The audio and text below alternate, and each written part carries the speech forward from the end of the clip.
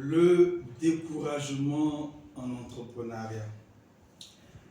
L'une des causes principales qui fait que la plupart du temps, les gens se découragent très vite lorsqu'ils lancent une initiative entrepreneuriale et que les résultats tardent à venir, les gens abandonnent. Je vous donne la raison principale dans cette vidéo. Bienvenue dans cette vidéo. Si vous me suivez pour la première fois, je suis Thio Tenant Joël. Je suis entrepreneur, consultant en communication et marketing.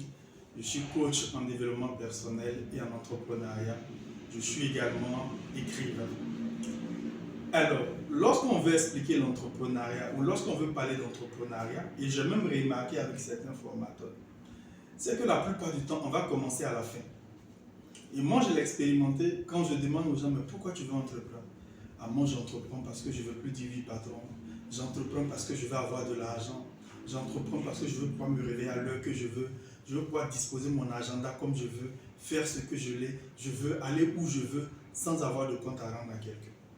Et tout se résume à quoi? Parce que je veux avoir beaucoup d'argent, de grandes maisons, de belles voitures. Voici tout ce qui vient dans la tête des gens. Mais c'est normal parce que quand les gens veulent parler d'entrepreneuriat, on leur dit que vous allez être autonome, vous allez gérer votre temps comme vous voulez.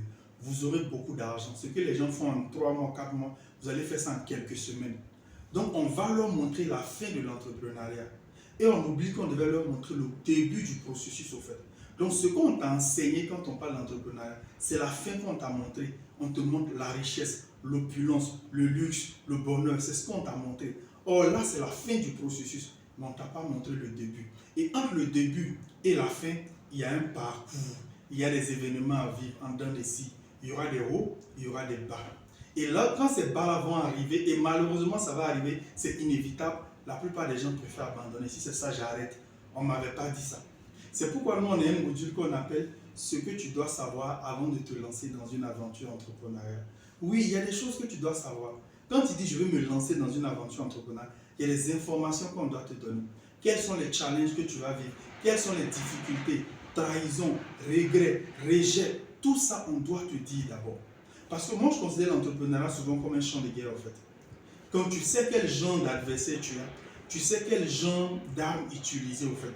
Donc, si on ne t'a pas donné la bonne information, tu risques d'utiliser des armes qui ne sont pas en phase avec les réalités, au fait, ou bien qui ne sont pas en phase avec l'adversaire. Tu vas attaquer avec une flèche ou bien un couteau. Pendant ce temps, les gens sont en train d'utiliser des drones, en fait.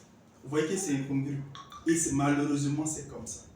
Donc, pour ma part, pour arrêter de se décourager, d'abandonner, apprenez à savoir à quoi est-ce que je dois m'attendre si je me lance dans une aventure entrepreneuriale.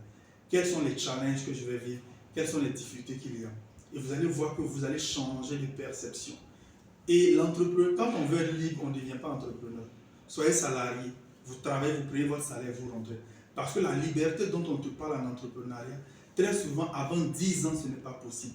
C'est au moins 10 ans d'effort et tout dépend encore du secteur d'activité. Et les secteurs, il te faut 15 ans, 20 ans avant de connaître ce qu'ils t'ont dit au début. Il y en a même, c'est 30 ans après que tu pourras dire à quelle heure tu te remets. Mais avant ça, tu es le premier à venir, tu es le dernier à partir.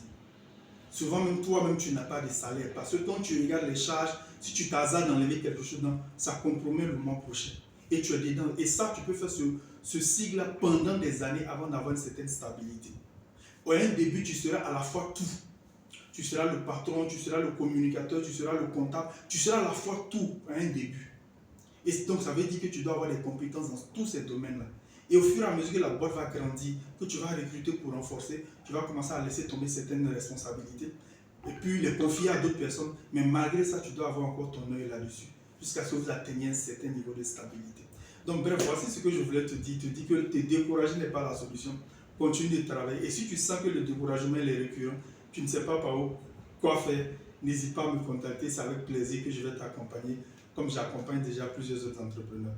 Merci, c'était Thio Joël, coach en développement personnel, entrepreneur, consultant en communication et marketing, écrivain. Et je vous dis à très bientôt.